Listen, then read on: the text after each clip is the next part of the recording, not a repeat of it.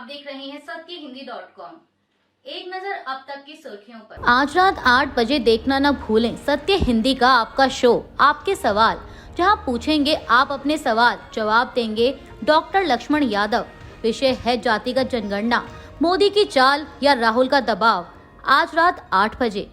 पाकिस्तान ने दावा किया है कि उसने अब्दाली वेपन सिस्टम का एक सफल ट्रेनिंग टेस्ट किया है। यह जमीन से जमीन पर मार करने वाली मिसाइल है जो 450 किलोमीटर तक के लक्ष्य को निशाना बना सकती है। बीबीसी की एक रिपोर्ट के मुताबिक पाकिस्तानी सेना के जनसंपर्क विभाग की ओर से जारी एक बयान में कहा गया कि इस मिसाइल को लॉन्च करने का मकसद सैनिकों की तैयारी को सुनिश्चित करना और मिसाइल की तकनीकी खूबियों को जांचना था, जिसमें इसका एडवांस नेविगेशन सिस्टम भी शामिल है। पाकिस्तान के राष्ट्रपति आसिफ अली जरदारी, प्रधानमंत्री शहबाज शरीफ और सेना प्रमुखों ने भाग लेने वाले सैनिकों, वैज्ञानिकों और इंजीनियरों को बधाई दी। बता दें कि जम्मू कश्मीर के पहलगाम में हुए आतंकी हमले के बाद भारत और पाकिस्तान के बीच तनाव बढ़ा हुआ है। दोनों ही देशों के राजनीतिक नेतृत्व की ओर से एक दूसरे को कड़ी चेतावनी और मुंहतोड़ जवाबी कार्रवाई करने वाले तीखे बयान दिए जा रहे हैं। जम्मू कश्मीर के पहलगाम में हुए आतंकी हमले के बाद भारत और पाकिस्तान में बढ़ते तनाव के बीच भारत ने पाकिस्तान से आयात होने वाले हर सामान पर पाबंदी लगा दी है। ऐसे सामान जिनका पाकिस्तान में उत्पाद होता हो और पाकिस्तान से भारत आ रहा हो, उस पर तत्काल प्रभाव से पाबंदी लगा दी गई है। इस संबंध में वाणिज्य एवं उद्योग मंत्रालय के अधीन आने वाले विदेश व्यापार महानिदेशालय ने अधिसूचना जारी की है। अधिसूचना के मुताबिक विदेश व्यापार नीति 2023 में इस संबंध में एक प्रावधान जोड़ा गया है, जिसमें कहा गया है कि तत्काल प्रभाव से अगले आदेश तक पाकिस्तान से आने वाले या निर्यात किए जाने वाले सभी सामानों के प्रत्यक्ष या अप्रत्यक्ष आयात पर प्रतिबंध लगाया जा रहा है। भाजपा सांसद संबित पात्रा ने पंजाब के पूर्व मुख्यमंत्री और कांग्रेस सांसद चरणजीत सिंह चन्नी के सर्जिकल स्ट्राइक पर दिए बयान पर एक प्रेस कॉन्फ्रेंस की। उन्होंने कहा कि कांग्रेस पार्टी आतंकी हमलों को गंभीरता से ना लेती हो, मगर उनको ये छूट बिल्कुल नहीं है कि वो देश की सेना के मनोबल को बार बार गिराएं, देश के लोगों की संवेदनाओं के साथ खिलवाड़ करें। कल कांग्रेस वर्किंग कमेटी की बैठक हुई थी और कुछ प्रस्ताव पारित किए गए। कांग्रेस वर्किंग कमेटी में जो प्रस्ताव पारित हुए, उसके बाद कांग्रेस पार्टी ने एक प्रेस कॉन्फ्रेंस करवाई और एक महत्वपूर्ण राज्य के पूर्व मुख्यमंत्री चरणजीत सिंह चन्नी ने ये प्रेस कॉन्फ्रेंस की। उन्होंने प्रेस कॉन्फ्रेंस में कहा कि 2019 में पुलवामा के समय भारत की सेना और वायुसेना ने जो सर्जिकल स्ट्राइक पाकिस्तान के ऊपर की थी, वो गलत थी और हुई ही नहीं थी। संबित पात्रा ने आगे कहा कि प्रधानमंत्री के 56 इंच के सीने के ऊपर भी उन्होंने प्रश्न चिन्ह लगाया और उनके ऊपर तंज कसा। 2019 के सर्जिकल स्ट्राइक को लेकर पाकिस्तान में खलबली मची। पाकिस्तान के तमाम मंत्रियों ने इस विषय को स्वीकारा। भाजपा नेता ने कहा कि ऐसे बयानों से सेना का मनोबल गिरता है और पाकिस्तान को फायदा मिलता है। कांग्रेस पार्टी हर समय पाकिस्तान की सेना और आतंकियों को ऑक्सीजन सप्लाई करने का काम करती है। पाकिस्तान के रक्षा मंत्री ख्वाजा आसिफ ने हाल ही में एक टीवी इंटरव्यू में भारत को एक बार फिर खोखली धमकी दी है। ख्वाजा आसिफ ने कहा कि अगर भारत ने सिंधु नदी पर कोई बांध बनाया तो पाकिस्तान उस पर हमला कर देगा।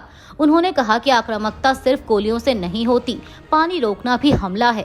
मीडिया रिपोर्ट्स के मुताबिक पाकिस्तान के रक्षा मंत्री का मानना है कि भारत को अंतर्राष्ट्रीय मंचों पर वह समर्थन नहीं मिल रहा जिसकी उसे उम्मीद थी।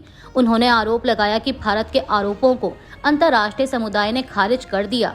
मोदी सरकार के पास अपने दावों को सिद्ध करने के लिए कोई सबूत नहीं है। बता दें कि ख्वाजा आसिफ ने पहले भी कहा था कि भारत पानी को हथियार की तरह इस्तेमाल कर रहा है, लेकिन हम भारत के साथ युद्ध शुरू नहीं करना चाहते। उन्होंने कहा कि अगर युद्ध के हालात बने तो पाकिस्तान भी उसका जवाब देगा। गौरतलब है कि पहलगाम आतंकी हमले के मद्देनजर भारत ने पाकिस्तान के खिलाफ एक्शन लेते हुए सिंधु जल संधि को सस्पेंड कर दिया है।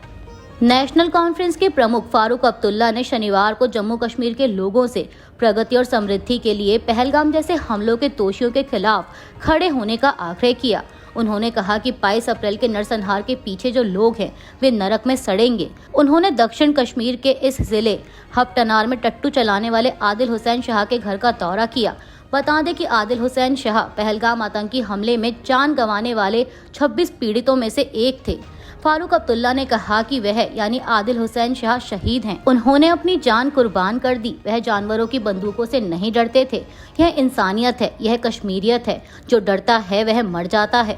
हरियाणा के मुख्यमंत्री नायब सिंह सैनी ने शनिवार को दावा किया कि उनका राज्य पहले की तरह ही समान मात्रा और अनुपात में पानी की मांग कर रहा है और उन्होंने पानी के बंटवारे के मुद्दे पर राजनीति करने के लिए आम आदमी पार्टी के नेतृत्व वाली पंजाब सरकार की आलोचना की। उनकी यह टिप्पणी हरियाणा सरकार द्वारा बुलाई गई सर्वदलीय बैठक के शुरू होने के कुछ घंटे पहले की गई। बता दें कि यह बैठक पंजाब द्वारा भाजपा शासित पड़ोसी राज्य को और पानी छोड़ने से इनकार करने के विवाद पर चर्चा के लिए बुलाई गई थी। शुक्रवार को भाखड़ा ब्यास प्रबंधन बोर्ड द्वारा हरियाणा को 8,500 क्यूसेक पानी छोड़ने के फैसले पर पंजाब में भी इसी तरह की बैठक हुई थी, जिसमें इस मुद्दे पर सभी दलों ने एकजुट रुख अपनाया। दरअसल पंजाब सरकार ने भाजपा शासित हरियाणा को और पानी देने से इनकार कर दिया है, जिससे यह नया विवाद खड़ा हो गया है।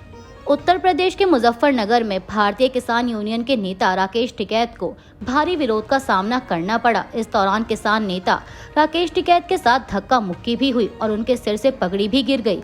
इतना ही नहीं, राकेश टिकैत के सिर पर लाठी मारने का भी आरोप है। इस हंगामे के बीच पुलिस ने राकेश टिकैत को सुरक्षित निकाला। किसान नेता राकेश टिकैत का विरोध ऐसे समय पर हुआ है जब राकेश टिकैत ने पहलगाम हमले को लेकर बयान दिया था। उनके इस बयान को लेकर काफी विरोध हुआ था और हिंदू संगठन इस बयान से काफी आक्रोशित थे। वहीं अब सामने आ रही जानकारी के अनुसार राकेश टिकैत की पगड़ी गिराने वाले सौरभ वर्मा को पुलिस ने हिरासत में ले लिया है। वहीं सौरभ वर्मा ने मामले को लेकर राकेश टिकैत से माफी मांगी है।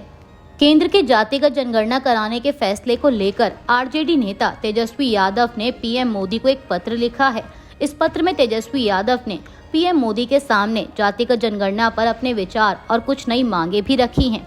उन्होंने लिखा कि देश भर में जाति जनगणना कराने की आपकी सरकार की हाल ही की घोषणा के बाद मैं आज आपको सतर्क आशावाद की भावना के साथ लिख रहा हूँ। वर्षों से आपकी सरकार और एनडीए गठबंधन ने जाति जनगणना की मांग को विभाजनकारी और अनावश्यक बताकर खारिज कर दिया था। जब बिहार ने अपने संसाधनों से जातीय सर्वेक्षण कराने की पहल की तो केंद्रीय सरकार और उसके शीर्ष कानून अधिकारी ने हर कदम पर बाधाएं खड़ी की। आपकी पार्टी के सहयोगियों ने इस तरह के डेटा संग्रह की आवश्यकता पर ही सवाल उठाया। अनेक प्रकार की फूहड़ और अशोभनीय टिप्पणियां की गई।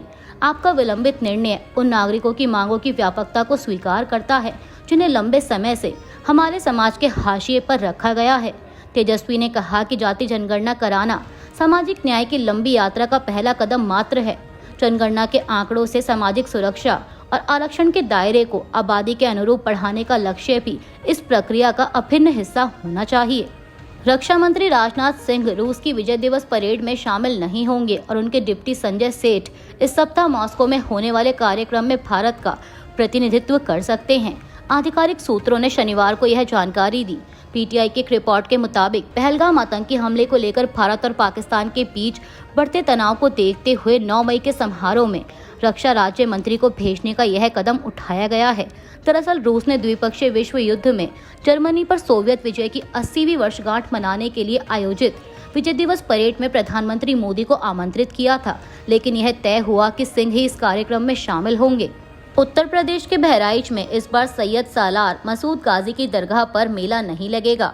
बहराइच की सिटी मजिस्ट्रेट शालिनी प्रभाकर ने इसकी जानकारी दी। उनका कहना है कि जिला प्रशासन ने मेले की अनुमति नहीं दी। शालिनी प्रभाकर ने कहा कि 15 अप्रैल को प्रबंध समिति दरगाह अध्यक्ष की ओर से जिलाधिकारी की अध्यक्षता में वार्षिक जेठ मेला आयोजन की बैठक कराए जाने के लिए एक पत्र पेश किया गया था, जिसके क्रम में किसी भी अधिकारी ने मेले के आयोजन की सिफारिश नहीं दी। वहीं दरगाह मेला कमेटी के उपाध्यक्ष मकसूद रायनी ने कहा है कि वे इस मामले को लेकर अब इलाहाबाद हाई कोर्ट का रुख करेंगे। अभी के लिए बस इतना ही। बाकी की खबरों के लिए जुड़े रहिए सत्यहिंदी.com के साथ। Copyright disclaimer under Section 107 of the Copyright Act 1976. Allowance is made for fair use for purposes such as criticism, comment, news reporting, scholarship, and research. Fair use is a use permitted by copyright statute that might otherwise be infringing.